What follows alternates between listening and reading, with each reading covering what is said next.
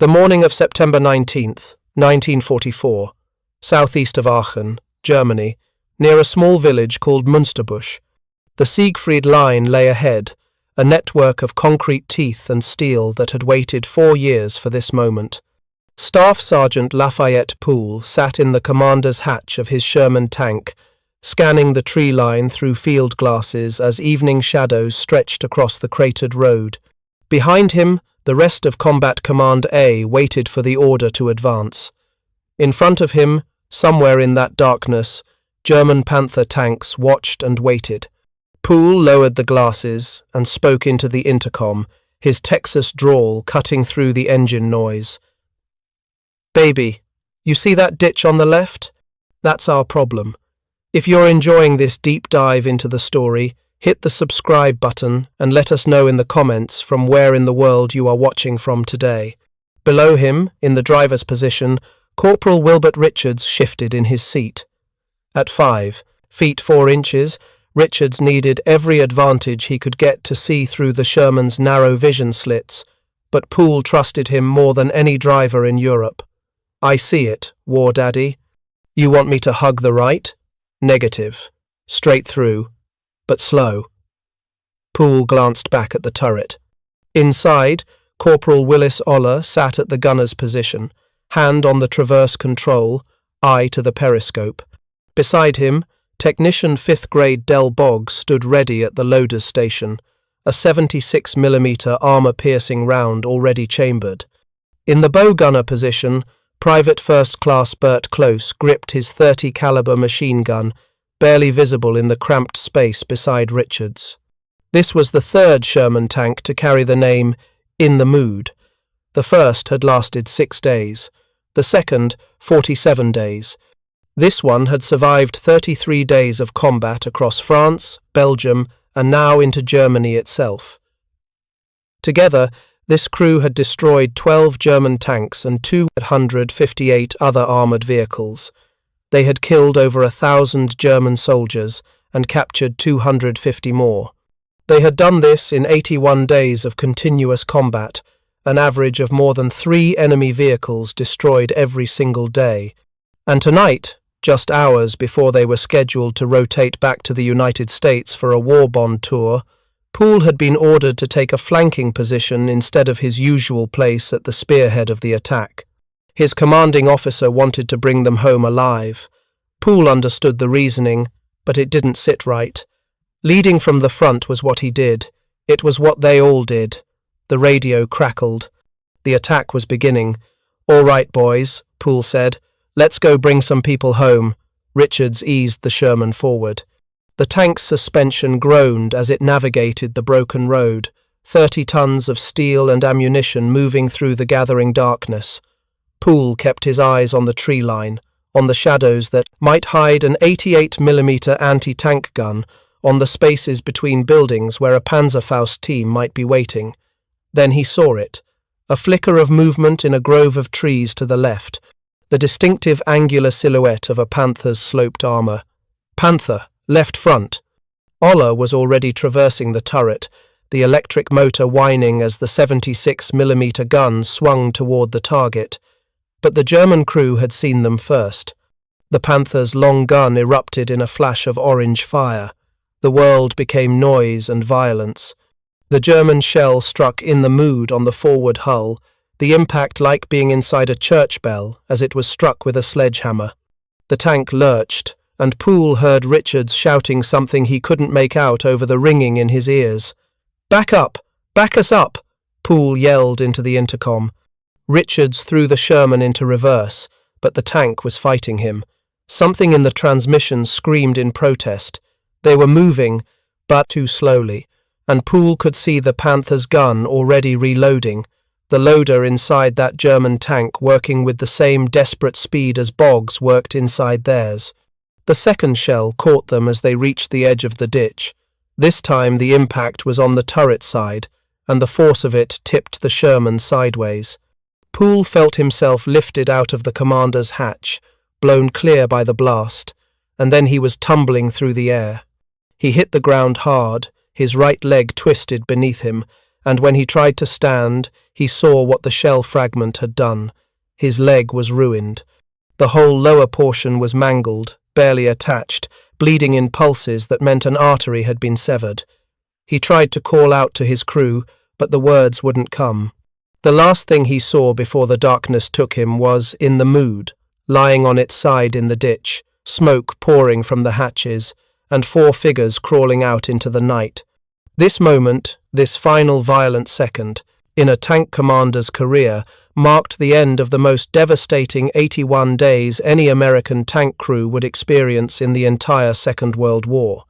But to understand how 5 men from different corners of America came to be the most lethal armoured unit in the European theatre, you have to go back to the beginning.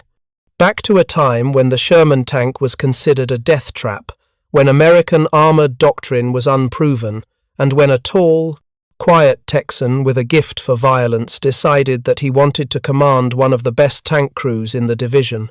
Lafayette Greenpool was born on July 23, 1919, on a farm in Odem, Texas, a small town where everybody knew everybody, and where the Great War was still recent enough to shape how young men thought about service.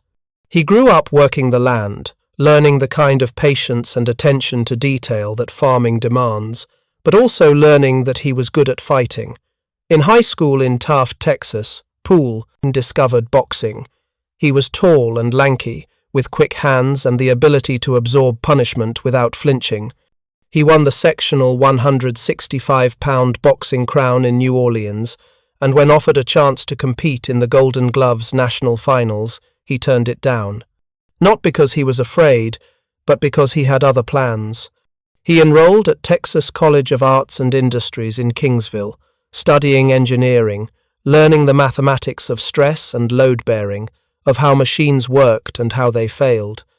But in 1941, with war spreading across Europe and the Pacific, Poole left college and enlisted in the Army.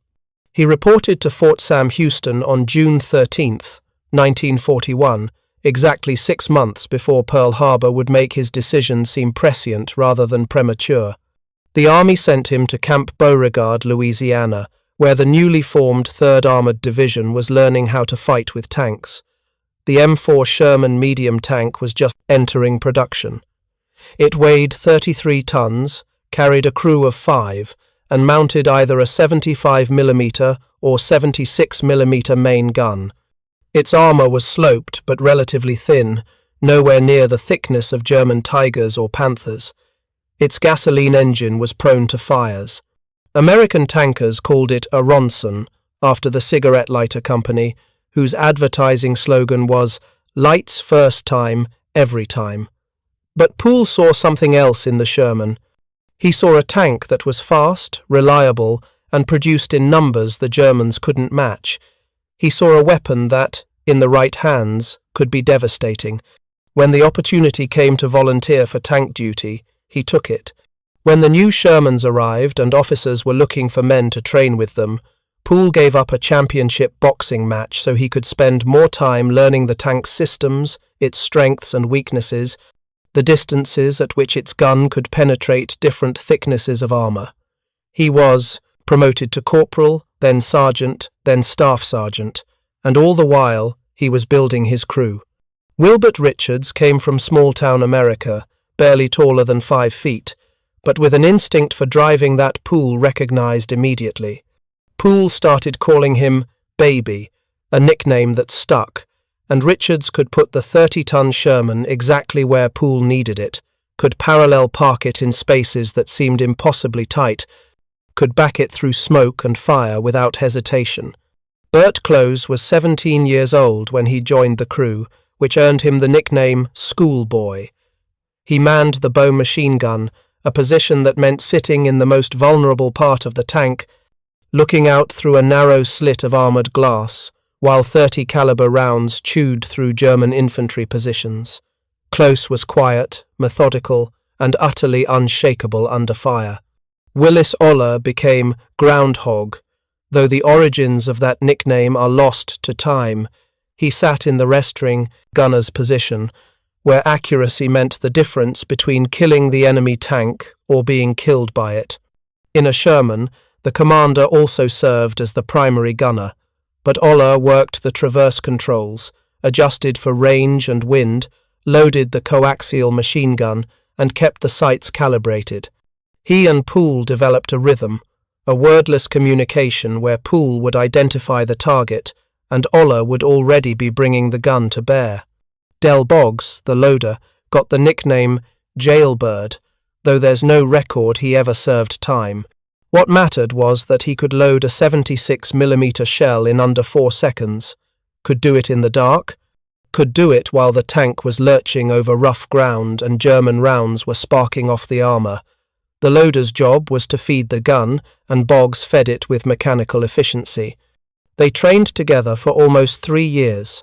3 years of learning how to move as one unit, how to anticipate each other's actions, how to fight and survive in a metal box that could become a tomb in seconds. Poole was a demanding commander. He drilled them constantly, insisted on perfection, refused to accept anything less than excellence. His crew loved him for it, because they understood what he understood, that the only way to survive was to be better than everyone else. In June of 1944, the 3rd Armoured Division landed at Omaha Beach in Normandy. Poole's unit, Company I of the 32nd Armoured Regiment, came ashore on June 24th, 3 weeks after D-Day. The bocage country of Normandy was a nightmare for armoured warfare, narrow lanes between high earthen banks topped with hedgerows, every field a potential killing ground, every corner a place where a German anti-tank gun might be waiting. The division spent 3 weeks in reserve, watching the casualties mount from other units, hearing the stories of tanks brewed up by Panzerfausts and 88mm guns. On June 23rd, Poole and his crew received their first Sherman, an M4 Ione with the short-barreled 75mm gun. Poole named it In the Mood, after the Glenn Miller song that was playing everywhere that summer. When someone asked him why that name, Poole said, "That's the way I felt then, just in the mood for anything." Their first combat action came on June 29, 1944, at a town called Villiers-Fossard, north of Saint-Lô. Combat Command A was ordered to attack German positions held by the 2nd Panzer Division to give the nearby 19th Corps room to straighten their lines. It was a limited objective attack, the kind of bloody close-quarters fighting that characterized the Normandy campaign. Poole's platoon led the advance into the village of Les Forges. The buildings were mostly rubble, smoke hanging in the streets from artillery fire, the distinctive crack of German machine guns echoing off broken walls. Richards guided the Sherman through the narrow street, close-firing the bow gun at movement in windows, Ola tracking targets with the main gun. They turned a corner and a German soldier stood up from behind a pile of debris, a Panzerfaust anti-tank weapon on his shoulder. The Panzerfaust was simple and brutally effective, a throwaway tube that launched a shaped charge warhead capable of penetrating 4 inches of armour at close range. The German fired before close could bring the machine gun to bear. The shaped charge struck the Sherman's frontal armour with a flash and a bang that filled the interior with smoke and shrapnel. Richards immediately hit the brakes. "We're hit! Everybody out!" Poole shouted, already popping the commander's hatch. The crew evacuated in seconds, training taking over, each man knowing exactly where to go and what to do. They scrambled away from the burning tank and took cover behind a stone wall as German small arms fire kicked up dirt around them. In the Mood burned for 20 minutes before the ammunition cooked off, the turret lifting off the hull in a shower of sparks and metal. Poole watched it burn and felt something that wasn't quite anger and wasn't quite grief, but somewhere in between. 6 days. That's how long their first tank had lasted, but they were all alive, and that's what mattered.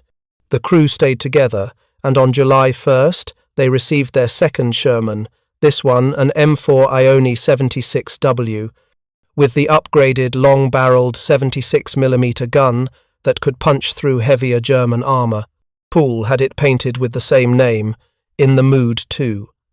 And this time, with better armour penetration and with their first taste of combat behind them, Poole and his crew began to build their reputation. The breakout from Normandy came in late July. Operation Cobra, a massive aerial bombardment followed by armoured exploitation, shattered the German defensive line and sent American tanks racing across France. The 3rd Armoured Division was part of that breakout, and Poole's crew was almost always in the lead. On August 2nd, near the town of Mortagne, In the Mood 2 was leading a column of American armour when they took fire from their left flank.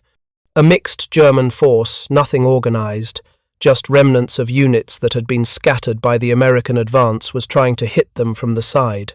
Poole ordered the column to continue forward while he turned to deal with the threat. What followed was a close-range brawl in the French countryside, the kind of fighting where distance didn't matter and the crew that fired first usually won. Poole's crew engaged 2 German armoured cars, a half-track, and 3 trucks carrying infantry. Richards manoeuvred the Sherman through hedgerows and across farm fields, giving Oller clear shots at each target. Boggs loaded shell after shell, the empty casings clanging on the turret floor. Close's bow gun chattered continuously, cutting down German soldiers as they tried to dismount from their vehicles. When the shooting stopped, they had destroyed or disabled every enemy vehicle. German bodies lay scattered across 2 fields. Poole reported 70 enemy casualties, including 3 armoured vehicles destroyed. The entire engagement had lasted less than 15 minutes. This became the pattern. Poole had an instinct for where the Germans would be, an ability to read terrain and anticipate enemy positions. He also had a tactical philosophy that seemed simple but was actually quite sophisticated. Get close, get the first shot, and don't stop shooting until nothing is shooting back. The Sherman's armour wasn't thick enough to stop a German 88 at long range, so Poole didn't fight at long range. He closed the distance, using terrain and speed to get within 500 metres where the Sherman's gun was lethal and where the German crews had less time to react. It was aggressive to the point of being reckless, but it worked because Poole's crew was faster and more accurate than almost everyone else. In mid-August, during the pursuit across France toward the Seine River, Combat Command A was clearing German forces from small towns and villages that the Wehrmacht was trying to use as defensive positions. On August 17th, Poole was leading the advance into the village of Fromental when something went catastrophically wrong. An American P-38 Lightning fighter bomber was hunting for German armour, and in the confusion of the advance, with vehicles moving in multiple directions and smoke from burning buildings obscuring the battlefield, the pilot mistook In the Mood 2 for a German tank. The P-38's 20mm cannons opened fire, the high-velocity rounds punching through the Sherman's thinner top armour. Poole saw the aircraft coming in and yelled a warning, but there was nowhere to go. The cannon shells ripped across the turret and engine deck, destroying the engine and setting the fuel tanks ablaze. For the second time in 6 weeks, Poole and his crew bailed out of a burning Sherman, this time with close suffering burns on his hands and Richards taking shrapnel in the arm. They stood on the side of the road and watched In the Mood 2 burn 47 days after they had received it. 2 tanks destroyed, 2 evacuations under fire. And still, every member of the crew was alive. "You boys still want to do this?" Poole asked them, while a medic bandaged Richard's arm. Close, his hands wrapped in gauze, answered for all of them. "War, Daddy, we ain't done yet." They received their 3rd Sherman on August 19th. Another M4 Aoni 76W, another In the Mood, this time with a Roman numeral 3 painted beside the name. And with this tank, over the next month, Poole and his crew would compile a record that no other American tank crew would match in the entire war. Between August 19th and September 19th, In the Mood 3 was credited with destroying 8 German tanks, bringing Poole's total to 12 confirmed tank kills, along with dozens of armoured cars, self-propelled guns, half-tracks, trucks, and other vehicles. The crew estimated they had killed or wounded over 1,000 German soldiers and had personally taken 250 prisoners. They fought through Belgium, through villages with names American soldiers struggled to pronounce, through rain and mud that turned roads into rivers. They fought as Combat Command A pushed toward the German border, toward the Siegfried Line, toward the end of the 3rd Armoured Division's long advance from Normandy. Poole's crew developed a kind of brutal efficiency. They knew each other so well that communication became almost unnecessary. Richards would feel the tank start to slow slightly, Poole's way of signalling he had seen something, and would automatically adjust their position to give Ola the best firing angle.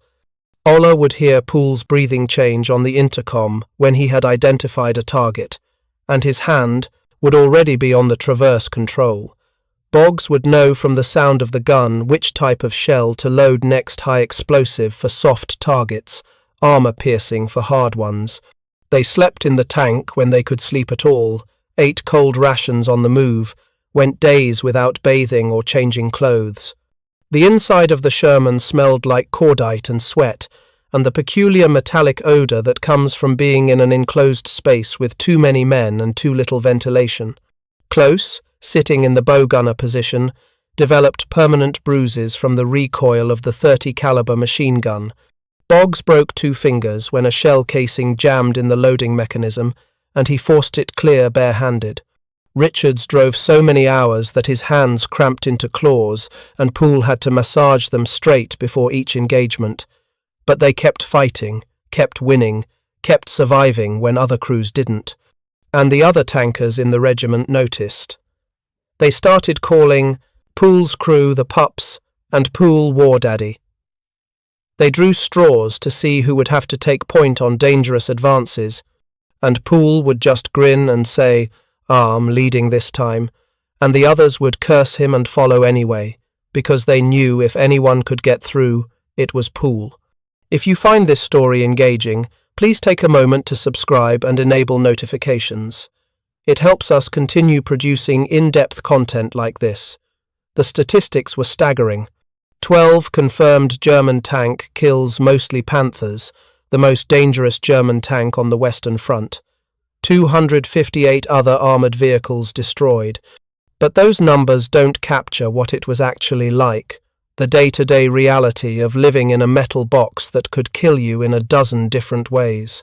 The Sherman's greatest weakness was also its greatest strength.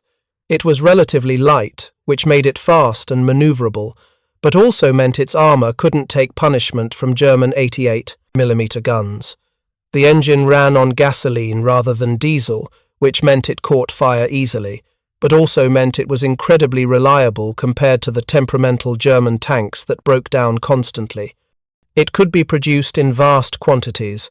Almost 50,000 Shermans were built during the war, but each individual tank was vulnerable in ways that German heavy tanks weren't. Poole understood this calculus. He knew that in a straight-up fight at long range, a Panther or Tiger would destroy his Sherman every time. But he also knew that most fights weren't straight up. Most fights were ambushes, or meeting engagements in villages, or confused melees in broken terrain where speed and crew training mattered more than armor thickness. He also knew something that many American tank commanders were slower to realize, that the Sherman was never meant to fight other tanks. American doctrine called for tanks to exploit breakthroughs and support infantry. Tank destroyers faster, more lightly armoured vehicles with bigger guns were supposed to handle enemy armour.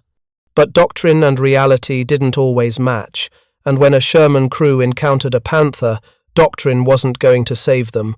Only speed, accuracy, and aggressive tactics would. By early September, Poole and his crew had been in continuous combat for 70 days. They had fought through Normandy, across France, through Belgium, and now they were approaching Germany itself. The 3rd Armoured Division was exhausted. Men were falling asleep, standing up. Tanks were breaking down faster than they could be repaired. But the momentum of the Allied advance couldn't be stopped. Not yet. Not until the Siegfried Line forced everyone to slow down and dig in for the winter.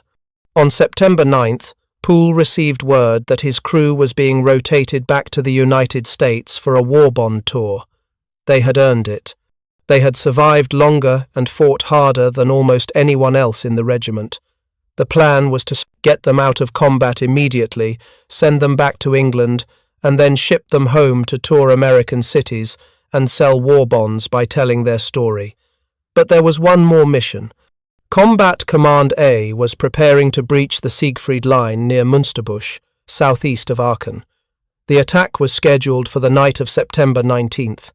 Lieutenant Colonel Richardson, commanding the task force, didn't want to risk Poole and his crew in the main assault. Instead, he assigned them to a flanking position, away from the heaviest fighting. It was meant as a courtesy, a way to keep them safe until they could rotate out. Poole didn't argue, but he didn't like it either. Flanking positions were for support units, not for the tank that had led every major assault the regiment had undertaken for the past 3 months. Still, orders were orders. There was one other problem. Ola was scheduled for a hearing test that day. He'd been experiencing some hearing loss from months of firing, the 76mm gun in an enclosed space, and the medics wanted to check it before he went home. Poole would have to take a replacement gunner for this one mission. On the evening of September 19th, 1944, in the Mood 3, moved into position south of Münsterbusch.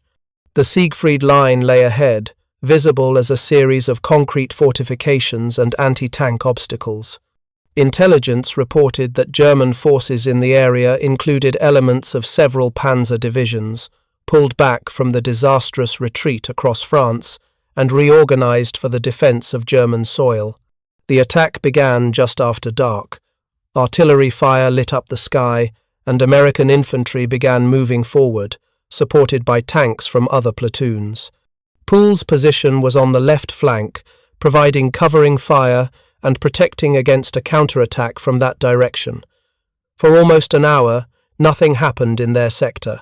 They could hear the battle happening ahead of them, the distinctive sound of tank guns and machine guns, the crump of artillery rounds. Richards kept the engine idling, close watched through his vision slit. Boggs had shells stacked and ready. The replacement gunner, whose name has been lost to history, waited at Ola's position. Then Poole saw movement in the tree line to their left front. He raised his field glasses and saw it clearly. A Panzer tank, waiting in ambush, its long 75mm gun aimed directly at them. Everything that happened next took less than 30 seconds, but those 30 seconds would define the rest of Lafayette Poole's life. He called out the target. The replacement gunner, not as fast as Ola, began traversing the turret. The Panther fired first. The German armor-piercing round struck in the Mood 3 on the front hull, the impact enormous, the sound beyond describing. Richards tried to back them up, tried to get them out of the Panther's firing line, but the transmission was damaged and the tank was responding sluggishly. Poole knew what was coming. He knew the Panther's loader would be working frantically to chamber another round, just as Boggs would be doing the same in their own turret. He knew it was a race, and he knew they were losing. "Back up," he shouted. "Get us back." Richards got the Sherman moving in reverse, but they were at the edge of a ditch, and the ground was soft, and the damaged transmission was fighting every movement. The Panther's second shot caught them on the turret side just as they reached the ditch's edge. The world became fire and flying metal. Poole felt himself lifted, blown clear of the commander's hatch by the blast, spinning through the air. He hit the ground and tried to stand and couldn't. His right leg wouldn't respond. He looked down and saw what the shell fragment had done, saw the leg barely attached, saw the blood, and thought with strange clarity, "This is bad." He tried to call out to his crew, tried to see if they were getting out, but his voice wouldn't work, and his vision was tunneling down to a narrow point of light. The last thing he heard before unconsciousness took him was Richards shouting his name, and then there was nothing at all. He woke up 3 weeks later in a hospital in England. The doctors told him his leg was gone, amputated above the knee. They told him his crew had all survived, pulled him from the battlefield under fire, stayed with him until the medics arrived. They told him the war was over for him, but what they couldn't tell him, what nobody could tell him yet, was what his 81 days of combat would mean in the larger story of the war. because Lafayette Poole and his crew, Richards, Close, Oller and Boggs, had done something that seemed impossible. They had taken a tank that everyone said was inferior to German armour, and they had made it into the most lethal weapon on the Western Front. The numbers tell part of the story. 12 confirmed German tank kills in 81 days. That's one enemy tank destroyed every 7 days, on average. But the distribution wasn't even. Some weeks saw no tank versus tank combat. Other days saw multiple engagements. The real achievement wasn't the raw number, it was the consistency. The fact that Poole and his crew survived long enough to compile those numbers when most tank crews didn't. To understand what made them exceptional, you have to understand what tank combat was actually like in the European theatre in 1944. The Sherman versus Panther matchup was fundamentally unequal. The Panther mounted a long-barreled 75mm gun that could penetrate 4.5 inches of armour at 1,000 metres. The Sherman's frontal armour was at best 3.5 inches thick on the turret face, less on the hull. A Panther could kill a Sherman at ranges where the Sherman couldn't effectively return fire. The Panther's sloped frontal armour was almost 6 inches thick at the equivalent angle, which meant that a Sherman's 76mm gun could only reliably penetrate it from the sides or rear, or from very close range, hitting specific weak points. The Tiger was even worse. Its 88mm gun could destroy a Sherman at 2,000 metres, and its frontal armour was effectively impenetrable to the Sherman's gun at combat ranges. American tankers called encounters with Tigers "meeting God", and the survival advice was simple. Don't fight it alone, call for air support or tank destroyers, and try to survive long enough for help to arrive. But Poole didn't avoid German tanks, he hunted them. His tactical approach was built on several principles that seemed contradictory but worked in practice. First, close the distance. A Sherman couldn't win a long-range duel, so don't fight at long range. Get within 500 metres, where reaction time and crew training mattered more than armour thickness and gun penetration. Second, shoot first. The crew that got off the first accurate shot usually won, regardless of what tank they were in. Third, keep shooting. Even if the first round didn't penetrate, keep firing. Concussion alone could disable enemy crews, and the psychological effect of being under continuous, accurate fire was enormous. Fourth, and perhaps most important, never be where the enemy expected you to be. Poole used terrain aggressively, moving through positions that seemed impossible for tanks, using dead ground and buildings and smoke to close the distance before the enemy could engage effectively. He also moved fast, using the Sherman's superior speed and reliability to get into firing positions before German crews could react. But tactics alone don't explain their success. The real answer lies in something harder to quantify: crew cohesion. Richards, Close, Oller and Boggs weren't just 4 men who happened to be assigned to the same tank. They were a single organism, 5 separate brains connected by the same nervous system. They had trained together for almost 3 years before seeing combat, which was unusual. Most tank crews were assembled shortly before deployment. They had survived 2 tanks being destroyed under them, which meant they trusted each other in ways that fresh crews didn't. And they were led by a commander who demanded perfection and got it because his crew understood that anything less would kill them. Consider what had to happen for a Sherman to engage and destroy an enemy tank. The commander had to spot the target, identify it correctly, determine range, and whether it posed an immediate threat.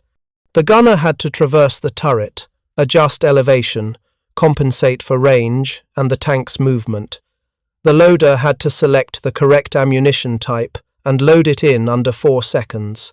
The driver had to position the tank for the best shot while simultaneously watching for terrain obstacles and enemy fire. The bow gunner had to provide suppressing fire on infantry that might be supporting the enemy tank, while also serving as a second set of eyes for the driver. All of this had to happen in seconds, often under direct fire, with German rounds sparking off the armour and the interior of the tank filling with smoke and noise and the smell of cordite. Most crews could do this adequately with training. Poole's crew did it with machine-like precision, again and again, for 81 consecutive days. There was something else too, something that Poole himself recognized but couldn't entirely explain. His crew wasn't afraid of him, but they were more afraid of disappointing him than they were of the Germans. Richards once told a war correspondent, "All Poole wanted was to get out ahead of the other tanks so he could kill more Jerrys. By God, I think we were more scared of Poole than of Jerry." This wasn't fear in the conventional sense. It was the kind of driving force that makes athletes push past exhaustion, that makes soldiers charge enemy positions when every rational instinct says to take cover. Poole had created a culture inside that Sherman, where excellence wasn't optional and where letting down your brothers was worse than dying.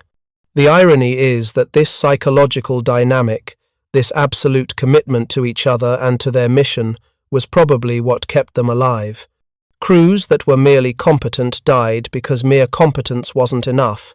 You had to be better, faster, more aggressive, more willing to take risks.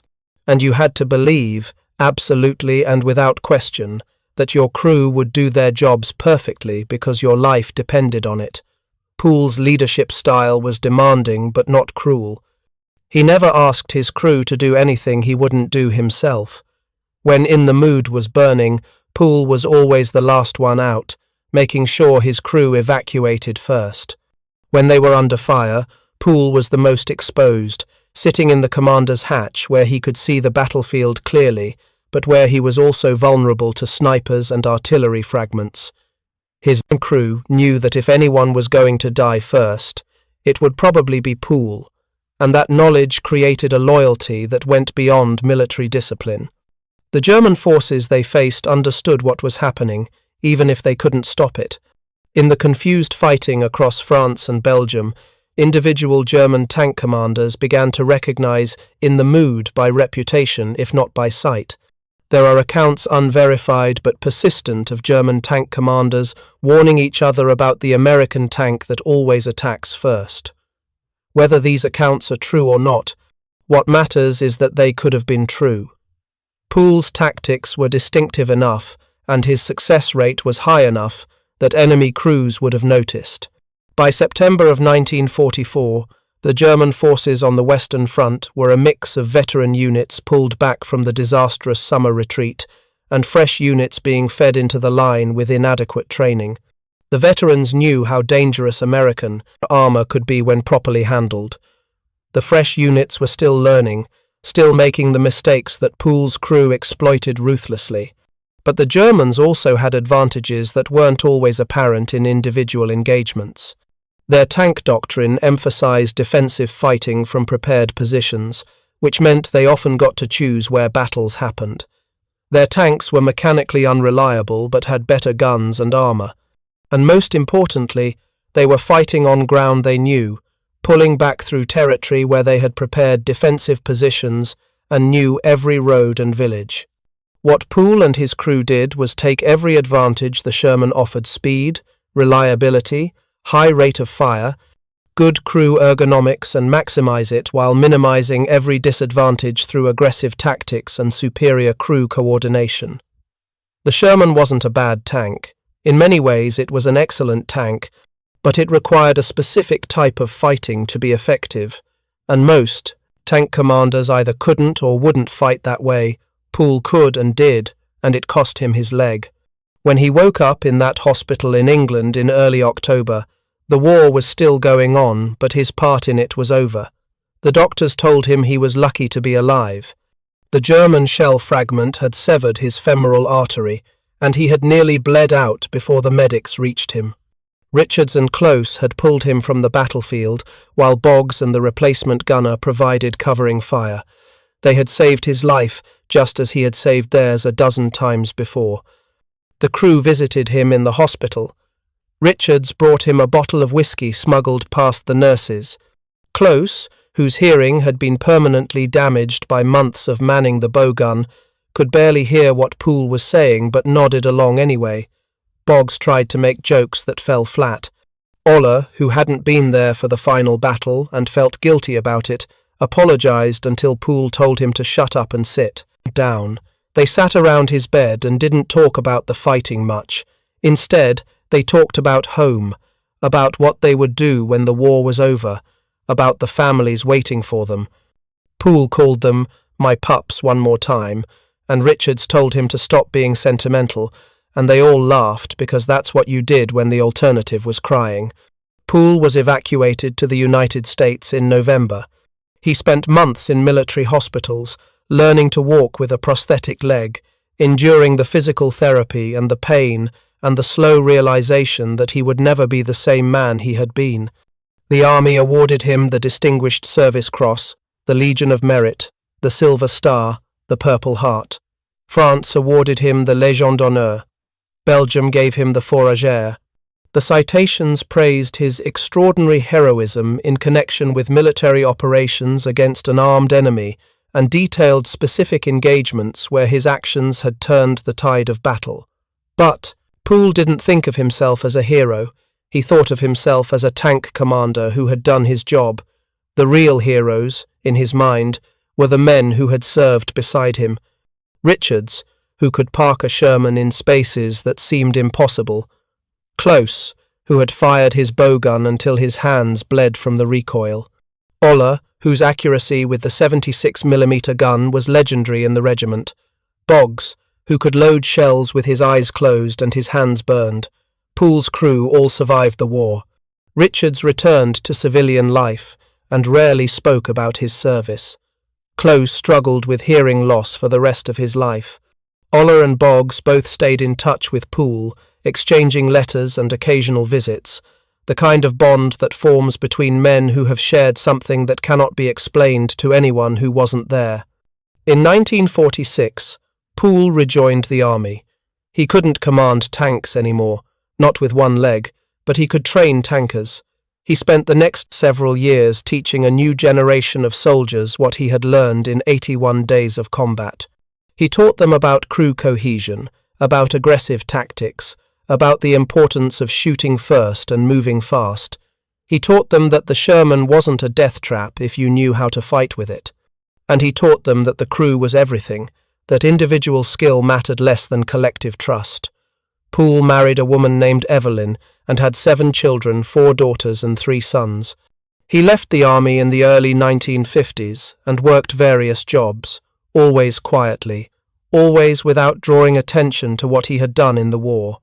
His children knew their father had been a tank commander, knew he had lost his leg in combat, but he rarely spoke about the details. It wasn't shame or trauma that kept him quiet.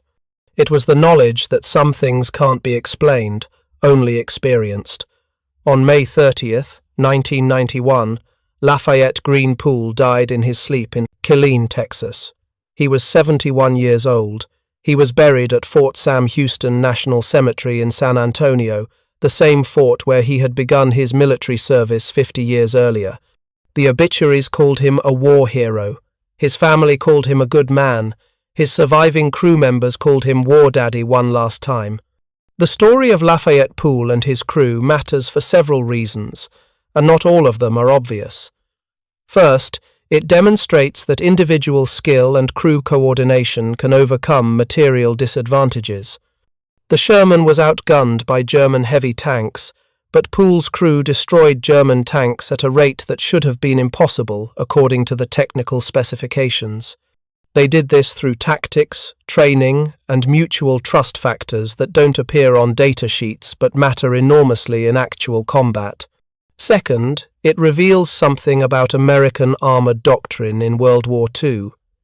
The Sherman tank has a controversial reputation among historians and veterans. Some call it a death trap, pointing to its thin armor and tendency to catch fire. Others argue it was exactly the tank America needed to build reliable, easy to produce in huge numbers, mechanically sound, and good enough to win when properly employed. Poole's record suggests the latter interpretation is more accurate. The Sherman wasn't the problem. Inadequate training and poor tactics were the problem. Third, it shows that success in combat often comes from unexpected places. Poole was a staff sergeant, not a commissioned officer.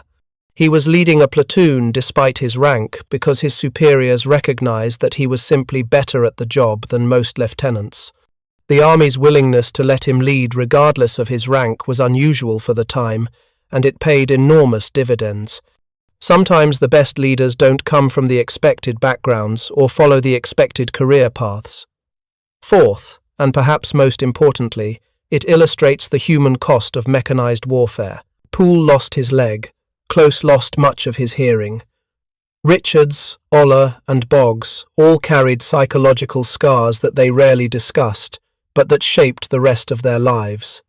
They killed over 1,000 German soldiers, most of whom were just men like them, following orders, trying to survive.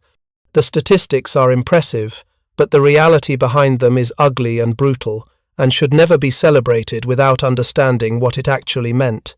The title of this video asks how one tank commander destroyed 258 German tanks and armoured vehicles in 81 days with the same four-man crew. The literal answer is, through superior tactics, exceptional crew training, aggressive leadership, and a willingness to take risks that other commanders avoided. But the deeper answer is more complicated. Poole and his crew succeeded because they were bound together by mutual trust, because they had trained long enough to function as a single unit, because Poole demanded perfection and his crew delivered it, and because they were willing to fight in ways that maximized their advantages and minimized their weaknesses. They succeeded because the Sherman tank, despite its reputation, was actually a very effective weapon when commanded by someone who understood how to use it properly. And they succeeded because they were lucky that the German shells that hit their tanks didn't kill them, lucky that they didn't hit a mine or take a direct hit from artillery, lucky that they survived long enough to become exceptional. Every tank crew that went into combat faced the same odds. Most didn't survive 81 days. Most didn't destroy 12 enemy tanks. Most didn't achieve anything close to what Poole's crew achieved. The difference wasn't the equipment. The difference was the men and how they fought. In the larger story of World War II, Poole's record is a footnote. The war was won by industrial capacity, by the millions of soldiers and sailors and airmen who served, by strategic decisions made at levels far above a staff sergeant in a Sherman tank. But footnotes matter because they reveal truths that the big narrative obscures. They show that individual actions matter, that leadership matters, that training and tactics and trust matter. They show that wars are won not just by grand strategy, but by thousands of small tactical victories, by crews like Poole's, who did their jobs better than anyone expected. The Sherman tank that Poole commanded was just metal and mechanics, 33 tons of steel powered by a gasoline engine, armed with a gun that was good but not great, armoured adequately but not impressively. Thousands of identical tanks rolled off American assembly lines during the war. Most of them were destroyed or scrapped, or ended up as monuments in town squares. What made In the Mood different wasn't the tank. It was the 5 men who crewed it. Lafayette Poole understood something fundamental about leadership and warfare, that the human element is always more important than the hardware. Give average soldiers the best equipment in the world, and they'll achieve average results. Give exceptional soldiers adequate equipment, and they'll achieve exceptional results. Poole took a tank that many considered inferior and made it into the most lethal weapons platform on the Western Front, because he understood that the crew was the weapon, not the tank. His legacy isn't just the statistics, though the statistics are remarkable. His legacy is in the lessons he taught, both explicitly as an instructor after the war and implicitly through his example. Aggressive tactics work, crew cohesion matters, training saves lives. Leadership isn't about rank, it's about competence and trust. And sometimes the most effective way to fight isn't to avoid combat, but to close with the enemy and destroy them before they can destroy you. The Germans in 1944 were fighting for a cause that history rightly condemned. But the German tank crews Poole faced weren't ideological zealots. Most of them were just soldiers doing their jobs, and many of them were very good at those jobs. They had better equipment in many cases. They had the advantage of defensive positions. They had years of combat experience. And yet, again and again, they lost to an American crew in a supposedly inferior tank. They lost because Poole and his crew were better. Better trained, better coordinated, more aggressive, more willing to take risks. They lost because Poole understood that in tank combat, speed and surprise, and that first accurate shot matter more than armor thickness. They lost because Richards could put the Sherman exactly where it needed to be, because Oller could hit targets that others would have missed, because Boggs could feed the gun faster than German loaders could feed theirs, because Close could suppress enemy infantry while the main gun engaged armor. And they lost because Poole called them my pups, and they called him War Daddy, and that meant something. It meant that when the world was exploding around them and death was inches away, they knew their brothers would do their jobs perfectly. It meant that failure wasn't an option because letting each other down was worse than dying. It meant they were more than a crew. They were family, bound together by shared danger and mutual trust, and the knowledge that they were the best at what they did. On that night in September 1944, when the Panther's shell flipped in the Mood 3 into a ditch and tore Poole's leg apart and ended 81 days of continuous combat, something ended and something began. The most successful tank crew in American military history stopped fighting, but their story continued, carried forward by the men who had been there, taught to new generations of tankers, studied by military historians trying to understand what makes some units exceptional while others are merely adequate. The answer, in the end, is simple and impossible. They were exceptional because they made themselves exceptional, because Poole demanded it and his crew delivered it, because they trained harder, fought smarter, took bigger risks, and survived through a combination of skill and luck that can't be replicated but can be studied and learned from. The Sherman tank is often remembered as a symbol of American industrial might, of the arsenal of democracy that buried the Axis powers under mountains of materiel. Thousands of Shermans fought in Europe and the Pacific. Most of them were unremarkable, but 3 of them, all named In the Mood, all commanded by the same staff sergeant from Texas, became something more. They became proof that in war, as in everything else, the human element is supreme.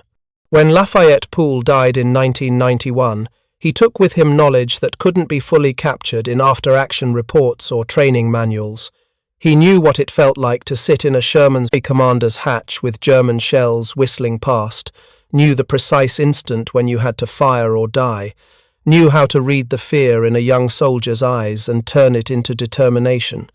He knew his crew, knew them better than he knew himself, knew them in ways that only shared combat can create. But what he left behind matters too. He left behind a record that has never been matched by any other American tank crew. He left behind lessons about leadership and tactics that are still taught in armor schools. He left behind children and grandchildren who carry his name, and he left behind a story that reminds us that in the mechanized horror of modern warfare, in battles fought by metal machines filled with high explosives, what ultimately matters is still the oldest thing in military history: the courage, skill, and brotherhood of the men who fight. 258 enemy vehicles destroyed. 12 confirmed tank kills. Over 1,000 enemy soldiers killed or captured. 81 days of continuous combat. Same 4-man crew throughout. 3 different Shermans, all named In the Mood, all eventually destroyed. 1 leg lost. Multiple decorations for valor. Decades of service to army and country afterward. 7 children raised.